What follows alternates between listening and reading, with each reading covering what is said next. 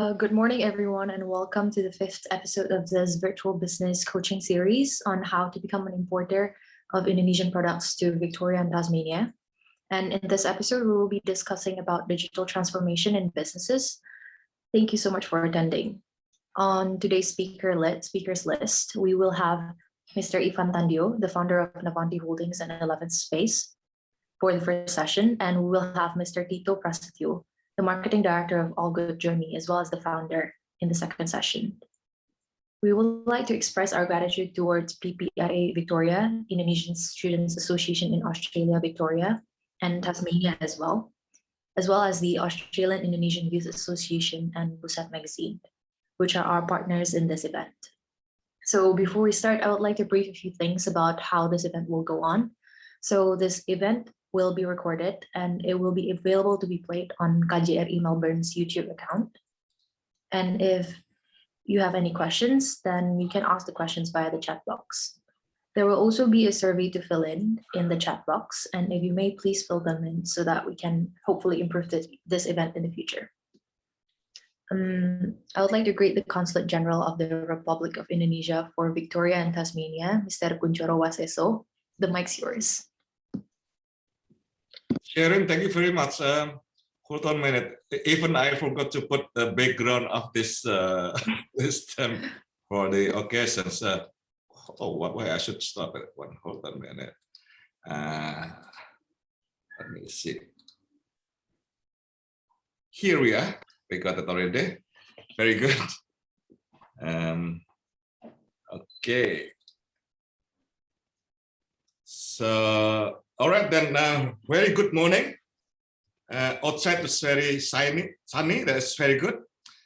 Pak Ivan Tandio, my friends, the CEO of the Navanti Holdings, founder of 11 Space, and then we have also Pak Tito Prasadio here, the marketing director at All Good Journey, and also Sharon. Nice to meet you, Sharon. Here you are now as moderator. Thank you very much. And of course, my future business people, and also dear participants. Firstly, a warm welcome and thank you for joining this webinar to you all. And I know that some of you have joined this business coaching, the series, since the first meeting last 31st of July.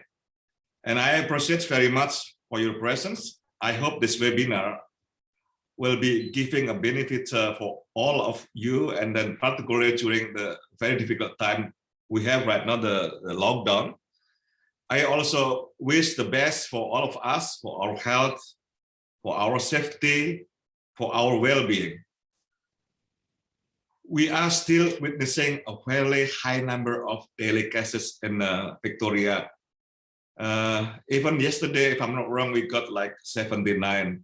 So please take care of yourself, your family, your loved ones. And I will never tire of saying this: stay safe, stay healthy, adhere the government's health protocols, everything. In case of emergency, you can contact us. You need, we can do something that one.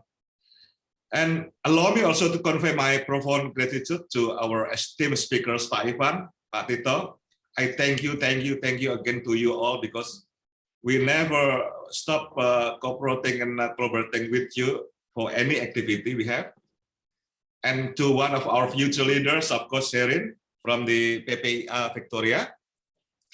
The subject for our business coaching today are very contemporary. Normally we call the millennial, we call it kekinian, the contemporary ones. Digital transformation is one of many terms which can be seen as a buzzword normally and used often in recent time. But I personally think that this issue deserves great attention from us. The digital transformation is helping us to become explorer for a new frontier, for instance, in running business during a pandemic. So that's why we present you, Pak Ivan and Pak Tito, this time.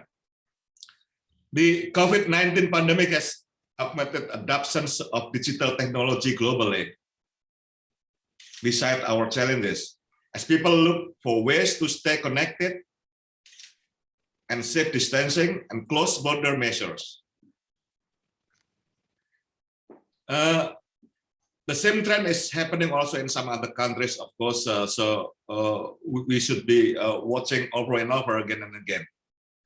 And then when it comes to our state here in Victoria, Victoria puts digital technology as one of its priority industries, sectors, and even is committed to positioning Victoria as the #1 destination for digital technology. Of course, for the startup in the Asia Pacific. And at the same time, Indonesia is also serious to become an excellent tech player. Now, the Bukit algorithm, for instance, is being developed in Sukabumi, West Java, to meet the need for tech infrastructure and ecosystems. Pak Ivan, I'm very happy that you are here with us. You will enlighten us about digital economy and its opportunity, of course, particularly in Australia. You will, I guess, also tell us about how to establish a startup. And I think it's the best thing that we have to listen to Pak Ivan.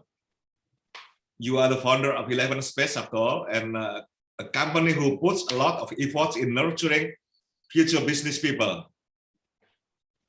I remember that I was invited to become one of your judges. That's really one new experience for me, but I really enjoy and I miss the things. Hopefully that I can join again some other time. And I'm also amazed that by your business presentation made by the participants of the 11 Space Incubation Program is really wonderful. You are also a speaker of our Diaspora program last time as a Diaspora businessman. That's very wonderful. So when we are talking about digital transformations and application in business, the most visible thing is in the commerce. In its publication on 15 March, UNTED argues that amid slowing economic activity, COVID-19 has led to a surge in e-commerce and accelerated digital transformations. So we still benefit from it, actually. And now we have also Pak Tito to share his insight and experience on developing e-commerce platforms. He is marketing director of All Good Journey, who runs the All Good Journey, the clothing and apparel stores everywhere. Hopefully, Pak Tito will also give us much experience that we can get one. Ladies and gentlemen, the meeting today is the last session of our business coaching series. But this is not, again, what I said, that this is not the end. It's one of our measures to push forward the Indonesian economic cooperation with Australia, in particular with the Victoria and Tasmania. Once again, I thank you very much to the dear participant. I thank you to Pak Tito, to Pak Ivan. Sharon, I thank you also to you. Thank you. I wish you have a very fruitful discussions and you will have a very nice discussion. Thank you. Sharon, I give it back to you. Thank you very much. Thank you, Mr. Watiso, for the wonderful opening remarks. We will move on to a photo session for a while, and I'll hand this over to the operator. Thank you, Zarin. Please open your camera, dear participants. Within 3 seconds, I will be capture our photographs here. 1, 2, 3. Once again. 1, 2, 3. 1, 2, 3. Okay, that's all. Thank you. Thank you, operator. That's very nice photo. Sharon, before you give it back to the speakers, I would say again also that I'm really sorry that I could not join the whole program today, so I have to leave. But again, Pak Ivan, Pak Tito, thank you very much, and also dear participants. And hopefully you will have the fruitful discussions. Muni, please attach everything with the program today, yeah. And my best regard to you all. Have a very nice day. Thank you very much. Thank you, Pak Ivan, Pak Tito. Thank you. Thank you, Pak. All right. So we would like to begin our first session. Welcome, Mr. Ivan Tandio. So Mr. Tandio is the CEO of Navanti Holdings Proprietary Limited, as well as the founder of 11th Space. He began his business journey in food and beverages in 2003, which he then diversified to real estate and established property investment firm Synergy Realty, which managed around 3,000 properties in Australia. Navanti's investments involve manufacturing, services, creative businesses, trading, and property developments. Mr. Tandio also launched 11th Space Business Hub in 2019, which served as an incubator to grow many different businesses for Navanti. 11th Space also provides landing pads or solutions for businesses to trade between Australia and Asian countries. So Mr. Ivan here will be very experienced in talking about startups. I'll pass this mic on to Mr. Ivan. Hey, good morning, Sharon. Good morning, Good morning. everyone. Hey, good morning, everyone. So I'm so glad that I can be here today with you guys. I see a lot of familiar faces here, you know, and I believe I'm sharing among friends as well, all the great friends, fellows, Diaspora, young, everyone also know how hard and the challenges that we are facing, just grooming business outside Australia.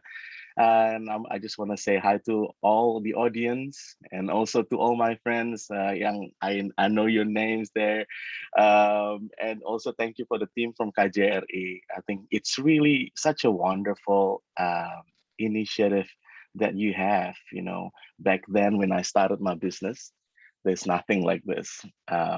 But now you get with you guys, you know, from the speaker, now Pak Kunchoro, what an amazing team, and just want to say thank you.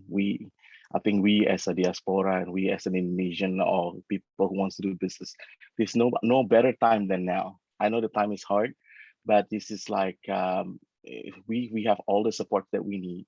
And now it's time to collaborate as well. Things like this, we're here not to compete, we're here to share, we're here to hold our hands together and come together as one to help each other to you know, to reach our success and dreams. So today, let me just allow me to just share a little bit about us. Let's keep it casual and relax. If you want to ask questions, as you said by the moderator, just put it on the chat box and my team is there. And then later the host will also choose some of your questions as well. I'll start by introducing a little bit, just to give you a little bit of overview what we have, so at least keep it relevant, so you know what we do. And from there, I'll share a little bit of our journey, and I will share a few tips of just fundamentals, how to start a business, how to start a startup, and how to have that digital mindset as well at the same time. You know, this topic is very broad, and I don't think I can finish it in one session. So feel free, Mongo, to connect with us, and we will be able to help you as much as we can. All right, let me just share my screen quickly. You might want to put in your chat box to make it fun. Where you guys from? Where you guys right now, and what you guys are doing? Oh, my bedroom in Perth or whatever. Let me just share my screen. Here we go, guys. Okay, can you guys all see it? Sharon, can you see this? Yeah. Okay, just a quick one. Oh, yep. Okay, so this is Navanti Holdings. So we are an investment company. To put it in a simple word, we are a multinational holding company investing in diversified businesses. So we not just an investment company, but we are a company who have a purpose and we have a mission as well. So the end game, I'll explain to you our end game as well in the whole journey of what we are building at the moment. So where do we invest? We invest in businesses. We invest in small, medium enterprises. And if it's a digital technology or tech startups, we invest in seed and round A's. Now, we try our best to complete our ecosystem in our investment to make sure the investment works well, efficiently, and mitigating all the risks that we have. So these are the subsidiary company that we have. Obviously, probably Synergy as being mentioned. So we are an asset management company. We also do, what do you call it? We help people. Ooh, how come I can't move my cursor? There you go. So we have 8 offices in across the globe. We have 4 in Melbourne, and yeah, these are our teams, and we do asset management and also consulting in property investment. So this is our office in Oakley. Sorry, I'm struggling with the mouse. I don't know why it keep pushing me up. Thing is wrong. Hang on. See, it keeps jumping up and down. So this is our location. Yep. Asset management is a good business. So we've started to manage our assets since about 7 years ago. Now we have close to 3,000 property that we manage in Australia, and that's a good thing. And also, sorry guys, I don't know why it's technical problem. I've been trying to click it and it keeps jumping back. So we also a development company. We invest in a development company. So we are also a developer. So we have developed around 22 townhouse complexes in across Victoria. And that was a good one journey, especially during the prime market, when the market was hot. So this is some of the development that we have done in the past. So you guys can see it. Okay. I hope you understand. I'm trying to click it, but it's not clicking. But anyway, so these are some of the construction. Let me just jump forward. Okay, so if you see here as well, all the 3D render, and some of them are photos, and the 3D render is excellent. So we also own a company called Encore. They are a 3D rendering company. We have a team of geniuses. We do 3D render for a lot of developer in Australia. We also, as being mentioned, we have, this is one of our biggest initiative. It's called 11 Space. So it's a business hub. We have a business 11 Space in Jakarta and Melbourne.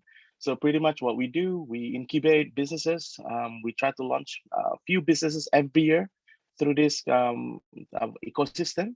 And in here, people can join through our programs or partnerships and consulting and just many different things. We also help a lot of companies to cross between borders. This is a space in Melbourne. So we have a space in Collins Street. Hopefully you can come and visit us as well. So we run different type of events, program, the whole ecosystem, and we have a panel of expertise, alliances with many different companies, everything that we can focus to actually help people build businesses, successful businesses. Yeah, that's what we want to do. Sorry, I have to click it like 3 times before they actually jump over it. No, this is the one. This is in Jakarta, guys. So we also have a business hub in Jakarta, 11 Space Jakarta. This is how it looked like. And yep. There you go. So the one in Jakarta is quite unique because we also run what we call it, a kitchen incubator. So this is actually a central kitchen. Also, it's being built, all the kitchen and the equipment's being built by our own manufacturing company called Kirana. We are in partnerships. We have a PMA company, a JV company in Indonesia, in partnership with Australian company who has existed for 60 years now. So we've supplied all to the majors, food F&B players in Asia, like Ismaya, Boga, and the rest of the hotels as well. We also we also invest in a company called Sky Eats. Sky Eats is an F&B incubator. So we help to incubate F&B in Indonesia as well. If you would like to know more, you can ask us.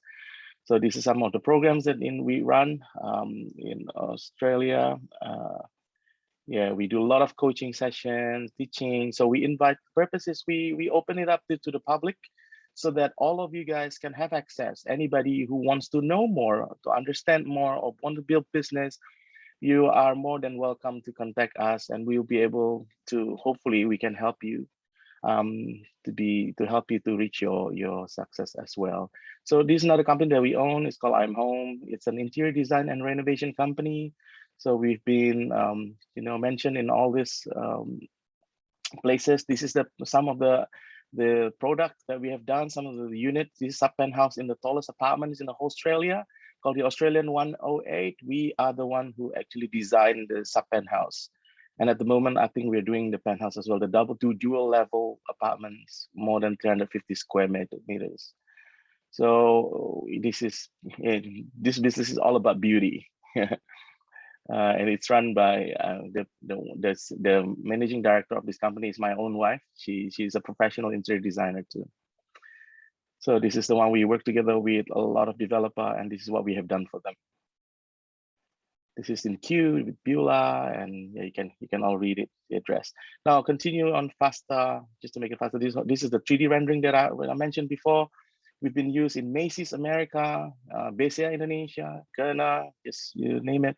And this is the result. This is the 3D. This is what I mean by 3D. It's a hyper-realistic 3D design. It looks like photos, but it's actually a 3D coding. Yeah.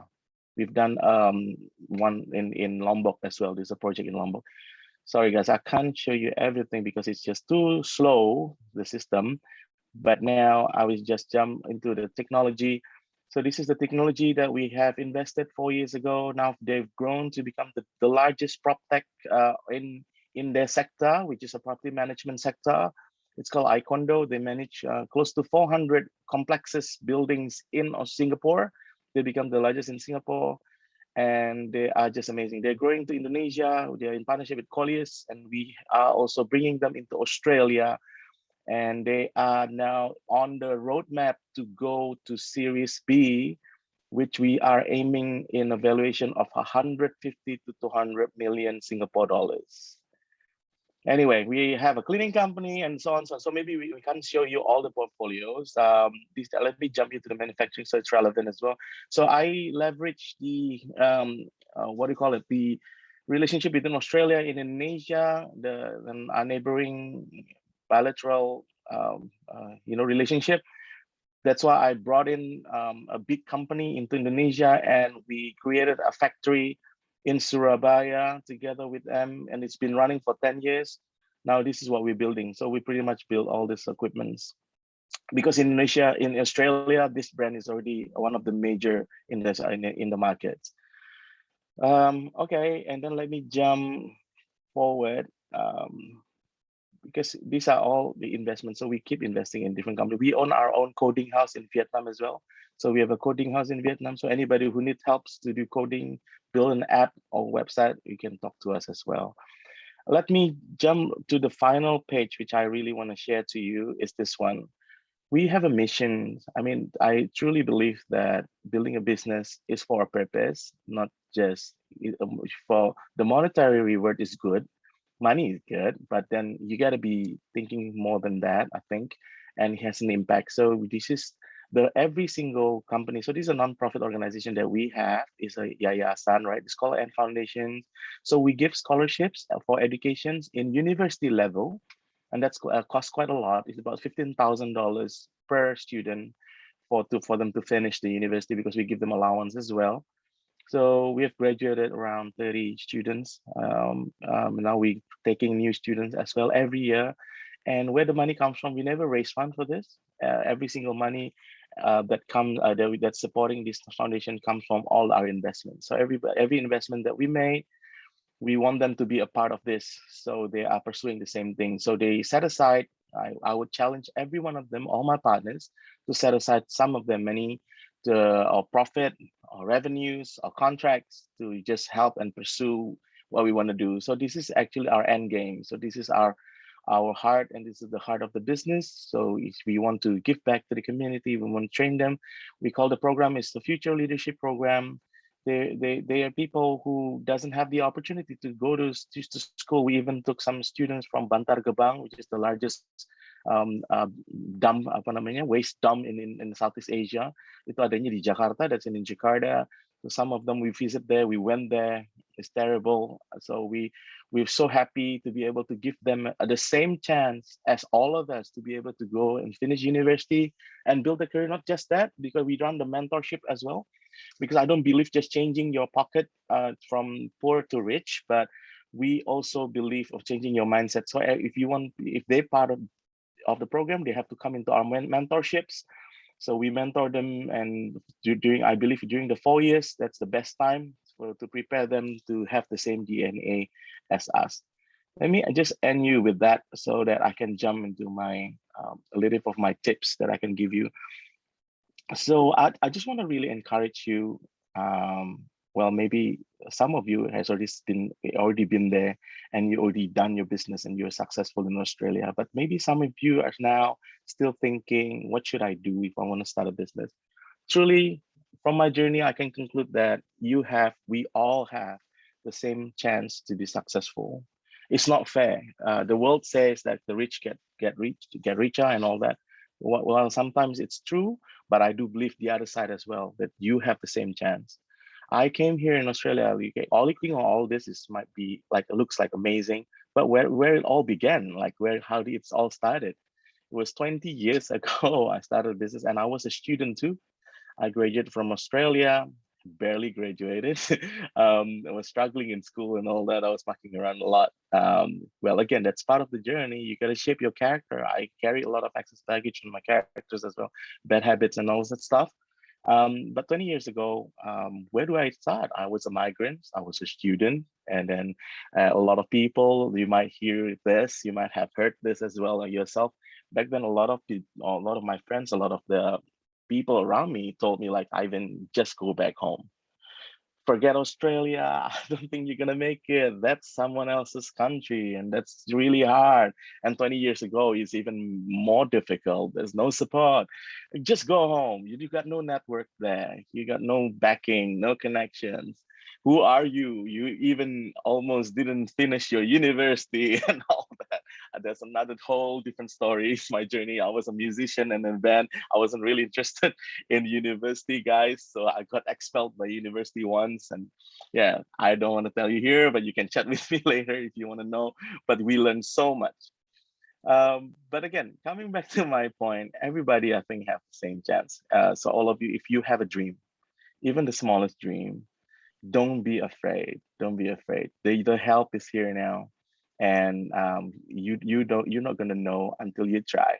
No matter how hard, like in the middle of the COVID, maybe you are graduating or you're studying, and then you're about to graduate in the middle of COVID, and you're thinking, what happened to this world? Why am I graduating in the such in a perfect time? But there's no coincidence. I believe that you are born in this generation.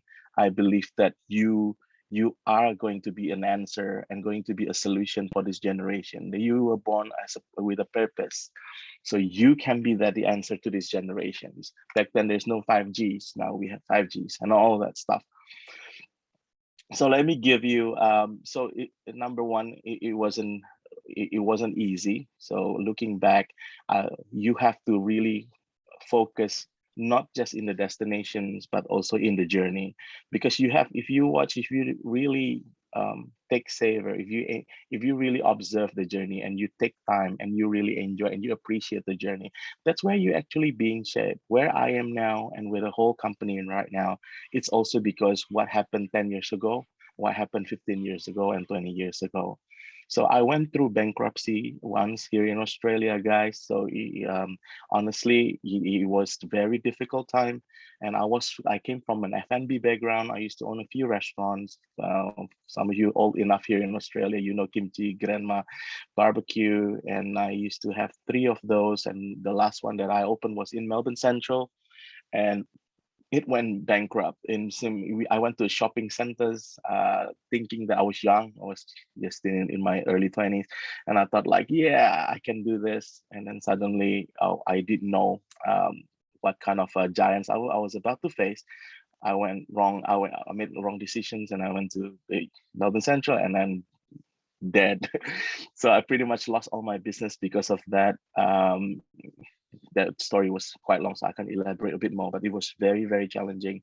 Then again, the question is, how did I rebound from there? Because I lost all my money. Pretty much when you went to bankruptcy, you lost all your money, and I lost hundreds and hundreds of thousands, and not just my money. That the biggest challenge was it was someone else's money too. So, and all the young ones here, getting investors is good, but returning the money is another thing. So you got to remember, it's not always that sexiness of getting funded, but how can you be accountable for that fund? That's a different story altogether. So back then I was I was chased for the money, right? People don't want to lose the money, so people chase me. And I remember there was one of the most difficult time. the next 2 years, I was just spending my time paying back the money. So I was working in one of my restaurants that I still kept. And then I was just working to pay back. Every month I have to pay back all my debt to all my suppliers and also to my investors. At the end of the 2 years, I have nothing. Pretty much, I have nothing. And yeah, and then I rebounded. Again, this is another intake for you guys. During that time, I can't rely on money, on capital. That's why I have to rely on my creativity. So yeah, I believe that creativity actually come out best when you are actually in desperations or when you are having a pressure. So I think problems or challenges will actually juice your creativity. So your creativity is more precious than the money that you have, because I believe what Einstein is saying, imagination is more powerful than knowledge, and he really believes that imagination is. I think your imagination is almost like a dream, to be able to dream creatively and beyond the borders, and not just thinking inside the box, but outside the box. Don't be afraid to dream, right? But if I look back where I am right now, this is like a dream, especially if I shift back when I was lost everything, and I don't know how to step back. My choice was to came back to Indonesia or continue to press on. The second thing, you have to persevere, right? You have to continue to persevere and never give up. Your success might be your next step. So let me give you 5 pointers today for you being a startup and entrepreneurs. So I give you 5 things, fundamentals, because there are a lot of things. I can list probably 100 things, but this is the 5 things that I can give it to you right now. So number 1, when you're starting a business now, or you're doing a business now, it's so important for you to have a mentor. Find someone who you can trust and someone who can trust you as well. So a mentor and mentee relationship is not that simple, because you have to find a synergy and to find a person who really trusts you and you can trust. Because if you don't have communication, you don't dare to open up with your mentor, you don't trust them, that's not your mentor. They're not going to be able to help you. Mentor is a long-term relationship, and that's so important for you to find the right mentor. And for example, not just the right skill. Number 1, you have to know whether they have the skill to help you to where the expertise that you want to build, or the business that you want to do. And also at the same time, someone who can shape you towards your character. To me, I think successful business, they have 2 things. Number 1 is the business ideas and the business concept itself. Number 2 is also the runner, the business owner, the business who runs the business, the people behind the business. It's so important for you to have that character, to build your character. And mentor is so crucial. It's so very critical to have this guy right behind you, and also in front of you, so that you can follow them. We try so hard at 11 Space and Avanti Holdings try so hard to be a mentor to all the partners and to all the people. We call all the people who participate in our ecosystem as mentors, as partners, sorry. And we try to be as open to them, and to be as honest to them, as genuine to them, to actually help them to build their dream and their purpose. So that's the whole purpose we built 11 Space too, because I keep asking myself, what would I do differently back then if I was a startup in the younger days? I would try to find a mentor, and I want something that's missing. I thought I tried to build something that was missing in my journey, which is I try to find a platform, an ecosystem, or mentor. Back then, there wasn't things like this. And yeah, that's what we're trying to provide. And not number 2, but related to mentor as well, you make sure that you have a heart that you want to listen, because forget to have a mentor if you doesn't want to listen, and that doesn't work like that. If you don't listen to your mentor, you're not going to have a mentor. Have a teachable heart, guys. That's more important than anything. Number 2, planning. I think planning is so important. You have to make sure you do your planning right. Planning, it's a lot, right? Before you go into the battle, you need to plan not just the business plan itself. It's very important that you build the roadmap, but also to build while you're building your business concept, your business model. You got to make sure that business model is being built with a thinking that's going to be sustainable. A lot of the people forget within the business model itself. A lot of people forget to do a lot of the due diligence, and we are a lot of the times are very idealistic, and we don't dare to challenge our business model and not being critical to our business model, and that's wrong. When we have an idea, let people to challenge it, be open to it. Be well when you try to design your business, but be open when people try to challenge your business as well. Number 3, let me just do it quickly so you guys can have questions. Understand the 3R. The 3R, I think, is understand your risk. Number 1 is your risk. Understand your return, where your monetization model is, where your return comes from. And number 3, understand your resources. So a lot of the time, people don't really think about resources. I just want to do it. And sometimes we are also too easily swayed by the resources. Resources can be anything. It can be your skill, it can be your money, it can be your network, it can be people around you, it can be whatever you have in your hands. But then you need to understand, when you build something, you need resources to make it happen. And this can be really tricky. Sometimes you just think, oh, I can cook, so maybe I build a restaurant. But if you don't really think the risk of building a restaurant, and all the compliances, all what's required, all the cost structure and everything, and sometimes looking at to just only on your what you have, like being the resource, is also dangerous. So these 3 things, risk, return, and resource, you have to look at one consolidate. In one unity, you get to look at it in relevant to one to another, and that is very important. Resources talks about team as well. Who is your team? Who are you going to be with? Do you have the expertise? Who's going to help you in the coding? Who is going to help you in the legals? Who's going to help you in the operations and all that? It's so important. It's very critical to think about it. Even in the context of small business, guys, a lot of people think small business is just a family business, so it's okay, it's just me and my wife, it's just me. But you have to think like a corporate. Even though we invest in SMEs in Avanti, we always try to think like a corporate. So we have that mindset behind us. So we have to be well structured, we have to well plan and all that. And number 4 is forward thinking. Future thinking and forward thinking is so important. This is a digital economy now. And there's nothing better. You are being spoiled with 5G. Make use of it. Because if you don't digitalize yourself, like now, for example, I talked to a few companies in Indonesia that we are helping them. They are quite a large family business, but they are not digitalized, and that's very challenging, because if you're not digitalized, you got to work from home. Everything is not going to be, and they can't work as smooth as you normal be. So you're gonna make, that's just a small example, but think digitally, because the only way for you to be able to penetrate and scale globally nowadays is by thinking digitally.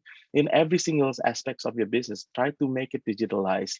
And not just talking about investing or building a technology startup, but if you are a traditional business too, think how can you digitalize your business. If you don't know how, you can talk to us, you can talk to expertise as well. How can you digitalize your business right now? And that's is very important. And I think lastly is find your purpose and impact. It's so important for you to think beyond money and find a purpose and impact in your business, because I believe our life, starting with our own single life, it has a purpose. God has designed us for a purpose for us to fulfill this short lifetime span, 80, 100 years, if you're lucky. And then in this short time span, what do we do? Because everything that we do, we're not gonna carry it to the next life.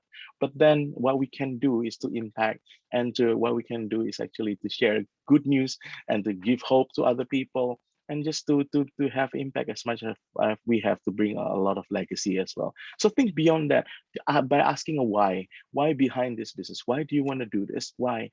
Believe it or not, when you start thinking about why, suddenly you surpasses that threshold where you just need to get money. Money will come to your lap. The monetary will be there. But when you start thinking why, you go beyond that. And I believe you'll build a legacy. And I hope, because I don't have much time, guys, I'm so sorry. So I hope I have inspired you. And today, if you want to know more, chat with us, talk to us. You can scan my barcode, follow me in my LinkedIn or my Instagram. And I leave it now to the host for you to ask questions. Thank you so much. Hope you guys have a great entrepreneurial journey. Thank you for the wonderful insight, Pak Ivan. Due to the limited time, I apologize for the inconvenience, but it is not possible for us to do all the questions, but I'll sort through some of the questions here and hopefully Pa Ivan can answer your questions. So there's this one question from Oki Fiandri. With all these and curfew, do you think digital economy will gain more momentum in Australia, or will we revert back to conventional ones? With what? Sorry, let me just Okay, open I'll the chat. repeat the question. There's one question from Oki Fiandri. Yeah. Given all these curfews, do you think that digital economy will gain more momentum in Australia, or will we revert back to conventional ones? Okay, I think oh, curfew. Okay, with all this curfew, yeah. Do you think the digital economy will gain more momentum? Yeah, I think so. I think so. Nowadays, anything that is digital, like, do you guys order Deliveroo or Uber, Gojek? Yes. My family back in Jakarta, they need to rely on Gojek on a lot of things, right? Without that, I think we're having a big problem. So I think technology business is going to strive for sure, and that is why we also diversified our portfolio now to technology. But if you're having a mindset, Ms. Paoki, if you're having a mindset on investment, because you have to have different things here. The approach can be you as an investor, or you want to build a technology startups. That's different thing also. So, if you're investing into a technology company, we as Navanti Holdings, we also want to see that element of traditional business as well, because traditional business, you have to understand they focus on the EBITDA, the profitability of the company, which our company like, because we want to make sure the operation is sustainable. That's number one. But then the great about technology is actually they are scalable, but a lot of the time they keep burning, they're not running on profit. Look at Bukalapak and all that. But that's the mindset as an investor. But if you're building a technology business, then you have to, I think this is a good time for you to do it, but make sure this is because it's a new dimension that you're entering into. And I think you have to talk to expertise about that. Yeah. There's There are a lot another there. question Yeah. from Alvin. Where should businesses start with digital transformation? Is it for promotion, customer service, or internal organization? Yeah, good question. I think to digitalize your business, you got to start from your fundamentals too. Digitalize your operation. That's number one. Things, the little things on how do you store your data, how do you share your documents, how do you work with your team, what kind of digital platform that you use for your ecosystem. That is the fundamental things to make your work more efficient. If you needed to work from home, build the protocols on how to use up your digital platform, how to use the technology to actually makes operation as seamless as it is you are coming to office. And all these things, a lot of the company actually missed out this thing. Then you can start thinking about the external factors, like the external area where you want to penetrate your customers and the relationship that you want to build. Your engagement platform used to be manual. Nowadays, your engagement is all SEO and all that stuff through your social media and through the digital platform. So make sure you understand how do you can make use the digital to actually penetrate your audience, to engage with your audience. I think that's the answer for it. There's another question again from Ms. Oki Fiandri. Could you share with us any association in Victoria that I can join as the new corner in business sector? Which one is it? Could you share any association in Victoria? Yeah. Well, if you want associations, I think there are a lot. If you want to join the government associations, you can just find out, Google it in their government, what do you call it, website. You know, like they have this a lot of us organizations that you're part of as well. But also, if you need help in the business, you can actually connect to 11 Space on Navanti Holdings. Check out our IG and LinkedIn, and also here there's a barcode. Talk to these guys, because that's all what we talk about. We talk about entrepreneurships and the impact, we help people from every corners, and hopefully we can be a community for you. We have a community and all that we will be able to help you to support your journey. There's an interesting question from Alvin. What are the barriers to setting up and developing innovative startups? How can you get external financing assistance programs? Well, number one, the innovative startup here. The word innovative is like, oh, it's got to be new. It's got to disrupt new market, disrupt new sectors. It has to be different, right? So now, imagine we as an investment company, we look at hundreds of portfolios come onto our table every year, and a lot of them look the same. So now I think the challenge is how can you look very much different to the rest of the other, and not just that, it's how can you execute that ideas. Because number one, yes, your idea need to have an edge. You have to have a value propositions different to the rest, and you got to have a solutions there, real pain, real solutions, and you got to disrupt a market if you want to be big, right? And but at the same time, yeah, you really need to see who will you be able to execute, will this be able to be executed. So when you try to showcase your business idea, showcase that you'll be able to build a roadmap and will be able to execute this. And financing, yeah, talk to us. We do financing. We also have investment fund. We also fully run VC in Australia, venture capital. So we can help with that and help in just not the financing, but it's actually the journey. How can you be ready to get funded? And if you're ready, then the money will come. There's one last final question. I think we have time for this. It's a question from Miss Melanie. So my daughter has a dream to be an interior designer. How do you suggest to be an architect or be an interior designer that is needed for Australian properties? How do you suggest to be architect or interior design being needed? My daughter has. So are you asking me to, should your daughter be an architect or interior designer? Or was that a question? But anyway, I think here's the thing: if you can do architect, it's good, right? It has some element of interior design. Even like my wife, she did interior design school.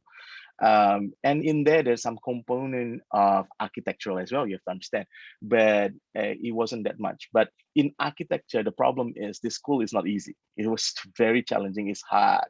And a lot of people don't do architecture unless you really want to become architect. I've dealt with a lot of architects here, even all the big names like Alan Burke and all these Fender Catsalides. I mean, if you made it there, then you become like really big, like game changer. But then if you want to become interior designer, I think to me, I think you can, I don't want to give you wrong advice, but I think if you want to do society interior design, the interior design school is designed for interior designers. So get interior design, and the property is booming here. You're right, it's good. I think the best way is for you to keep evolving, to be continue to follow the trend, to understand design, to understand the art behind it, and to upskill yourself ongoing, not just from the graduating from your school. But I think that's what important to me, being an interior designer. If your daughter wants to chase that dream, and do it, and that's amazing. Talk to us, get internship maybe with us. Thank you so much for the insights, Pa Ivan. I think time has run out and we should be moving to session 2, but thank you so much for the wonderful insight and for the inspiration that you have given us today. I'm sure it's very insightful for all the participants. Thank you, Sharon. Thank you so much. Thank you. Thanks, everyone. God bless.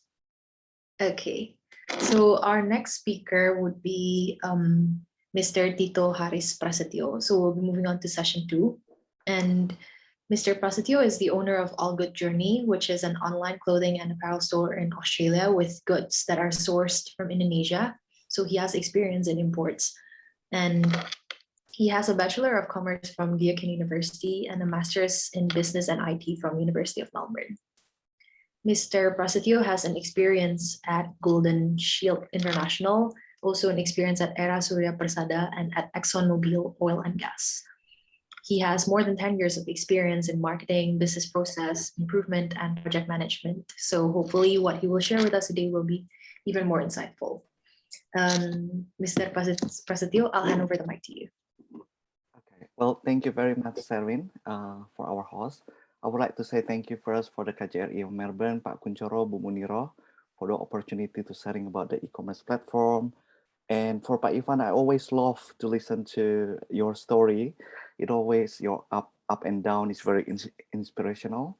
And I totally agree with you, Mas Ivan, that you always need to have a mentor to guide you. And 11 Space and Avanti Holding was one of the right choice. And I wish that we can collaborate in the future after border opens. So let me share you some of the regarding about myself. My name is Tito. I was student here actually from 2001. I studied in Deakin, and then I finished, I graduated, then I worked in MIBT as a receptionist officer. Then in 2006, I decided to do a master degree. So I went to Melbourne University and I graduated in 2008. Then I feel that after quite a while, like 7 years, I feel that maybe it's the time for me to return back to Indonesia. So I returned back to Indonesia, work in oil and gas company, Shell. And then from there, I get mentor and buddy. So they have mentor and buddy program. So you have a buddy, which is your friends from the same division, but you also have a mentor from a different division to guide you. And then you always have a meeting with them monthly basis. So which is a good thing. So that's why I really suggest to get a mentor, as what Mas Ivan tell you. Then after 10 years working in Indonesia, I feel that I miss Melbourne. I miss the air. I miss just how cozy it is. And I feel that this is the location for me to grow family with the health insurance, Medicare, and the kids' education. So I was very lucky to have permanent residency back prior to 2010, and with the help of my friend and everything, so I returned back to here. So let me start with you guys to briefly sharing you about our e-commerce website. Let me present this.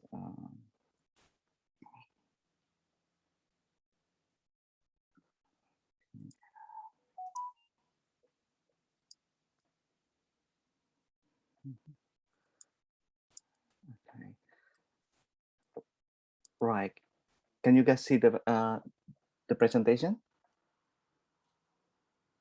Yes, Pak Tito. Okay. All right. That's good. Yeah.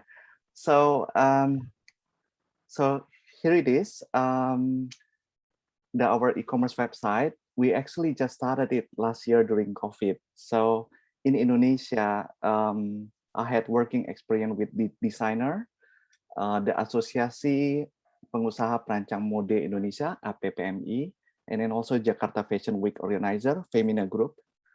And so we went to Dubai, to New York, to Paris Fashion Week, and I met several talented Indonesian designers and still keep in touch with them. So I decided, okay, how about if I made some platform to purposely help the Indonesian designer, especially the modest one, to explore the Australian market. So that's what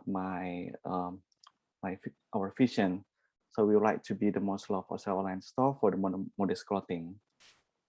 And the purpose is basically we would like to have the modest wear in the Indonesian home market for Australian market. And we would like to introduce the Indonesian label, Indonesian designer to Australia. That's basically it, yeah. So just as Coco Channel has said, that modesty is the highest elegance.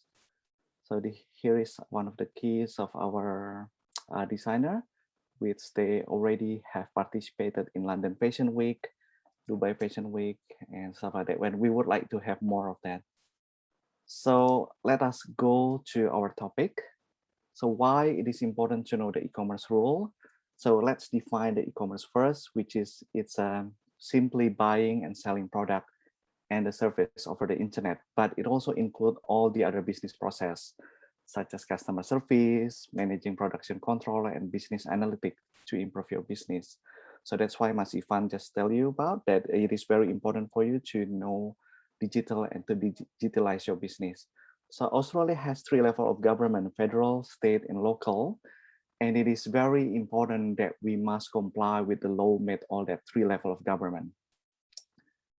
And okay, so let you guys know that what happened last time, that even Coles, as a big of e-commerce shopping center for supermarket, was sued by an Australian just because it feel that it discrimination about for the blind people to not see the screen reader easily.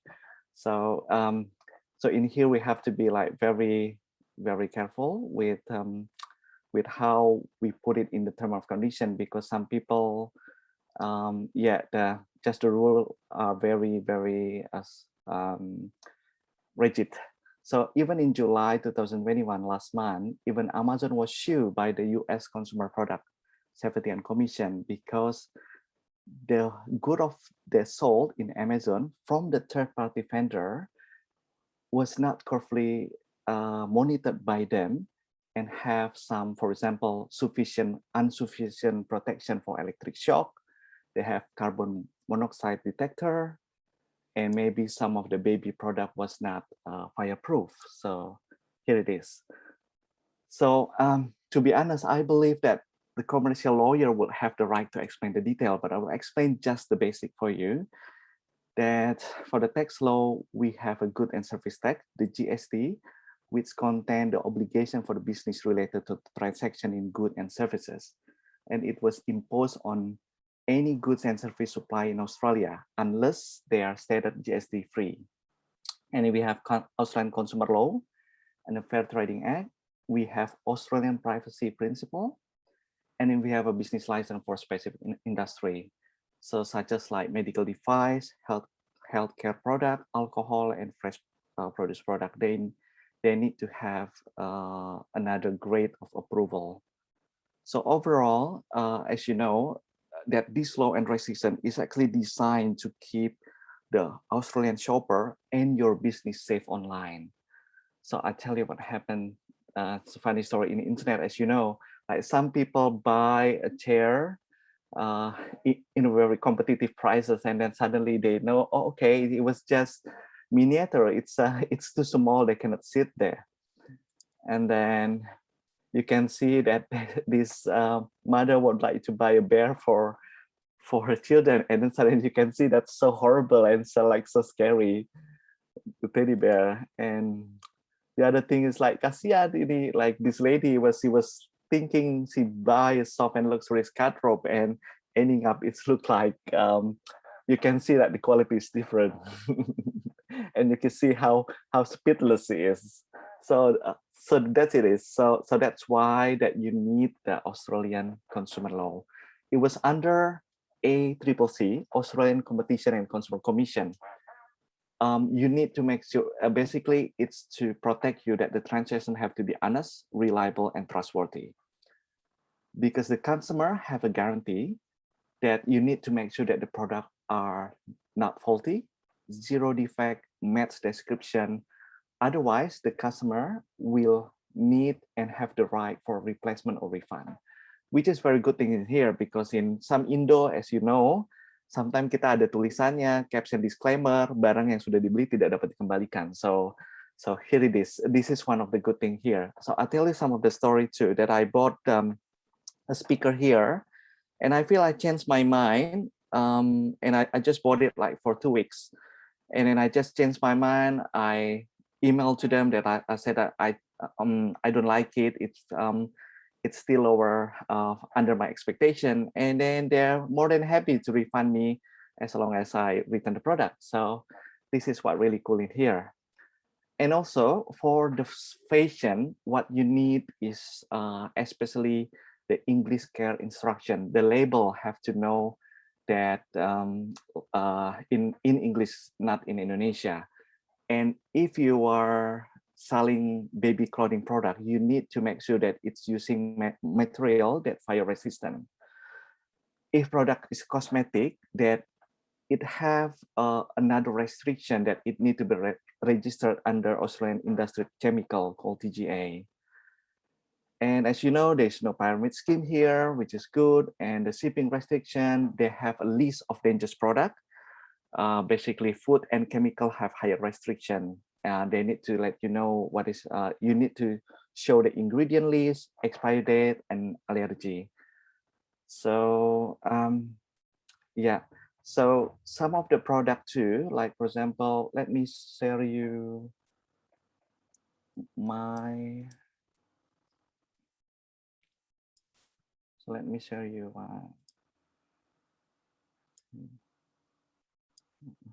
so so let me share you this screen of our website, the All Good Journey. So all of these label to get an import export the export free from the government, you always need to have your designer to have their product with the COO, which is certified of origin. You need to make sure them for the designer that they need to apply for COO before they able to go to Australia, so they get it tax free to come here. Right. So let's go back to presentation. Okay. Right. Okay. So as you can see, this is the sample care instruction. And as you know that many people now is trying, we all know the world is trying to be more environmental friendly. So that's why many people, many designers now are using poly bag more than the instead of plastic bag, which is recyclable.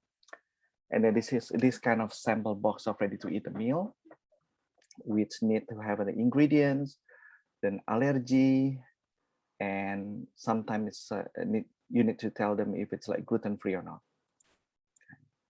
Right. So the second one, the Australian privacy principle. So basically the business have obligation to protect customer privacy before send promotion material.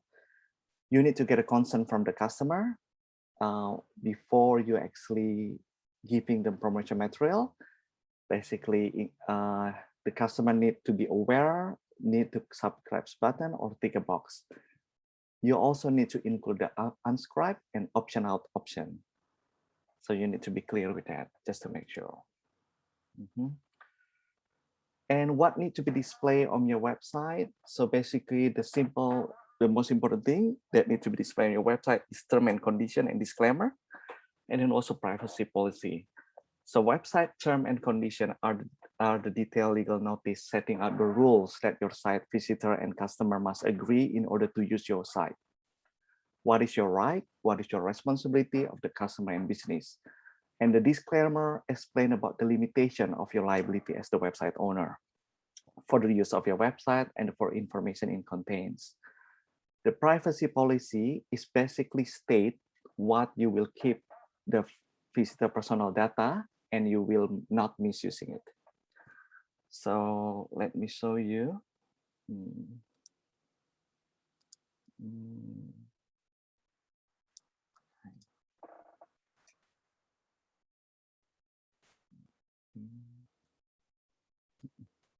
So let me show you here. We have our ACN number that we'll put it here, which is very important. And we have term of condition of use. We get a privacy. So it is very important for you to put this thing in your website and make sure that it's very easy to access and very easy to look. Okay. And also regarding about the delivery, how the posting and handling. So here it is. Okay, so let's get back again to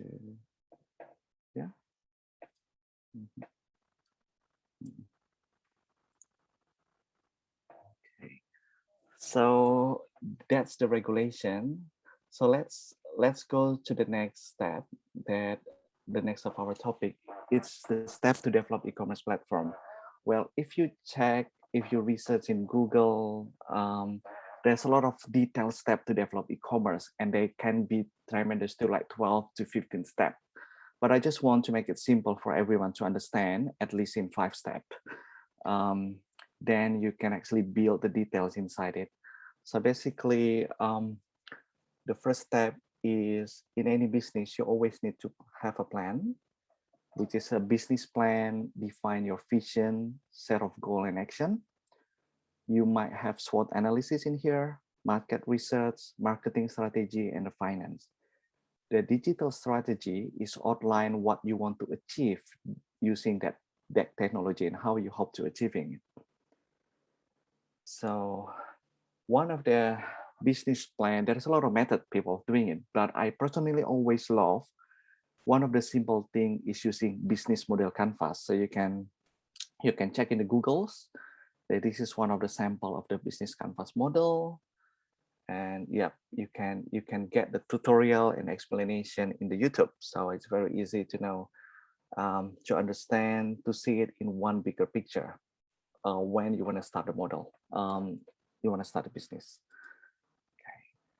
So after that, after the planning, then you outline, you're choosing the structure of a platform, whether you want to try for the first time, have a marketplace, which is low cost, and then it's very easy. You can do it straight away, like famous marketplace such as Amazon.com or eBay. And then the next one, you can actually use a unique shopping platform like Shopify. And then the third one is build yourself, like you can hire a web designer or using a template in PrestaShop. So each of them have their own strength and weakness that you must need to analyze and think which one that is suitable for you. Okay, so the third step is choose the domain name and hosting. In here, I think, let me also share to you. Okay. Let me share to you. This website is really good. Well, I think the first priority, the main priority is you check the Google first. What is the name related to if you want to have a name? And then basically you can check the ASIC. Let me just do this.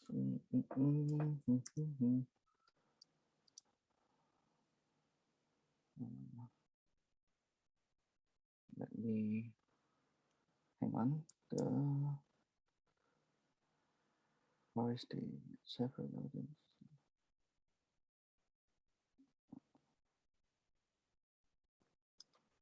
Can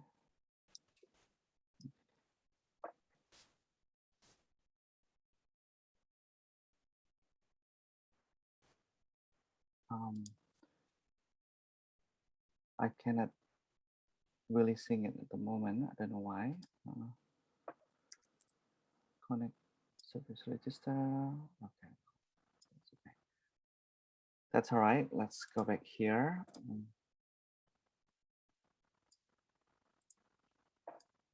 Okay. So check first in Google, what is your domain, whether there's a related domain name and hosting. And then you can check in, sorry, what is the name again? The asic.gov.au to check whether the company register already have someone that using your name that you want to have. So I tell you one of the story that I have a friend, a businessman in Indonesia, and he made his business name called Blue Wave because he just liked the name. And then after he made the business, he registered in Indonesian government about his name, and then he checked it in Google, and then he know that some of the Blue Wave name was related to porn or pornographic or porn website. So that's why you need to always check it first, the business name, just to make sure that it's not misleading. Okay, right. So the third step was the map content. So the map content, you need to map out what the content will be needed and what your audience will be looking in the future. So I tell you, so if you can see our design, let me just go to, So this is our, as you know, I think most of you guys will be aware at the moment that most of the website currently goes to more simplicity. Then they want it to be wide and easy to access. And if you see, it was totally different with what happened last time back in 90. So when it was back in 90, it was like this. As you can see, this is Amazon.com website. I think in about like 1995 or 1996. You can see how the design now, and that time you thought that it was really cool, but maybe it was not. Yeah. Now, like you can see the Disney.com, it was how their website is look like in 1990, and this is a Coca-Cola, which is looks like really colorful and like a lot of things. Yeah. While now they want it to be more simple. Yeah. So the last thing, it was basically you need to build your online presence. You need to engage with customer with online marketing, proactive and present in social media, and how and where you ads. So that's basically it. And I think one of the things that I forgot to let you know as well, that the Australian cybersecurity is also mentioned that it was also they asking you to be not they prefer not for you to get the credit card of the customer. So it is better for you to have a payment gateway such as third party like PayPal, to have it with you for your own security as well, and for the transfer for the customer. Okay, so that's basically it, my presentation. I hope it was useful for you, and I'll give it back to host. Thank you, Sherin. Thank you, Pak Tito, for the very insightful discussion earlier on taxations and everything.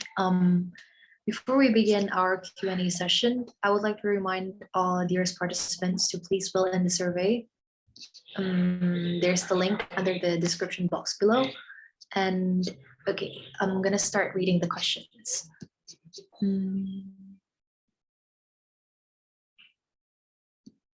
There is one question from Pak Ari. Is it secure to have an e-commerce platform in Australia? Have you ever experienced a fraud attempt?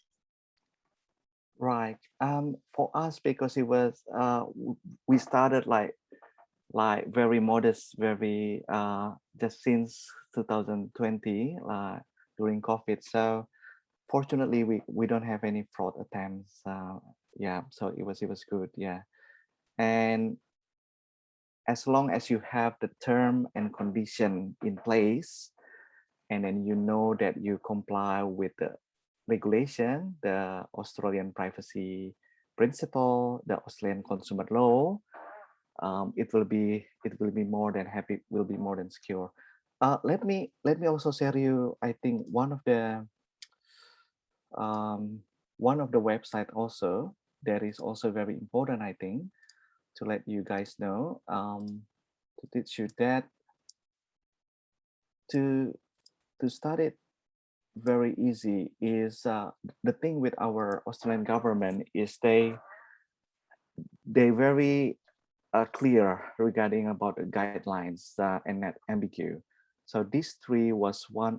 These three is one of the best website for you to understand and to get to started in the business, or to when you struggle with the business. The ablisbusiness.gov.au basically giving you several questions and let you guys know what are the regulations that you need to comply.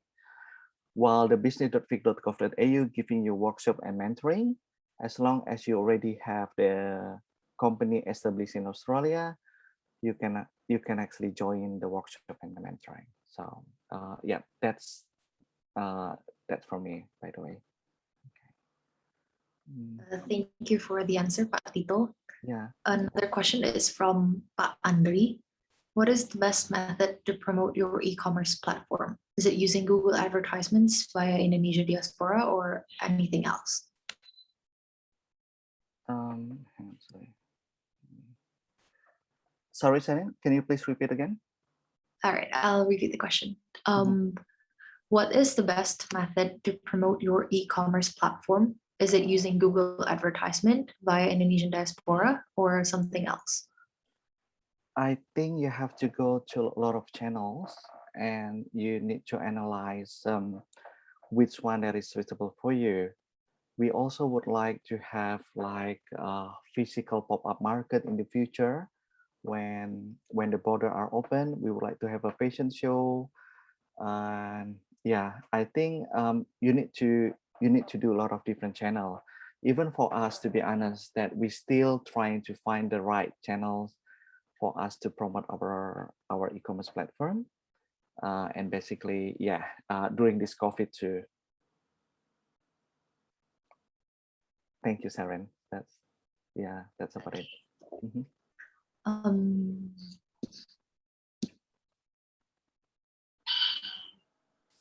There is a question from Alvin. How to find the good web developer for our e-commerce store? Right.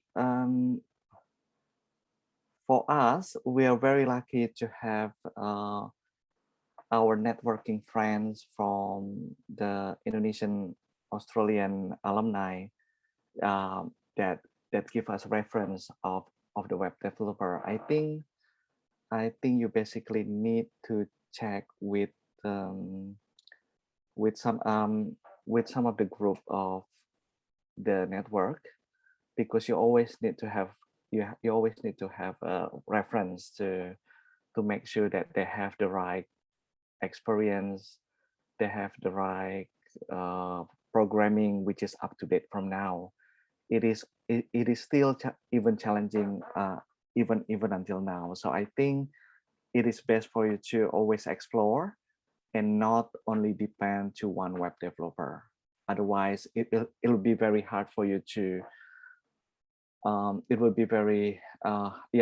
for you to pivot or to change direction when maybe your relationship in the future might not good. So make sure not only depend for one web developer, I guess. Thank you, Pak Tito. Moving on to the next question. The question is in Bahasa, so I will translate it to English. Forgive me if there's any mistakes with the translation. The question is from Bu Zahra. From what I know, in Australia, there's not yet a marketplace that exists all sorts of various goods such as Tokopedia, Bukalapak, or Shopee.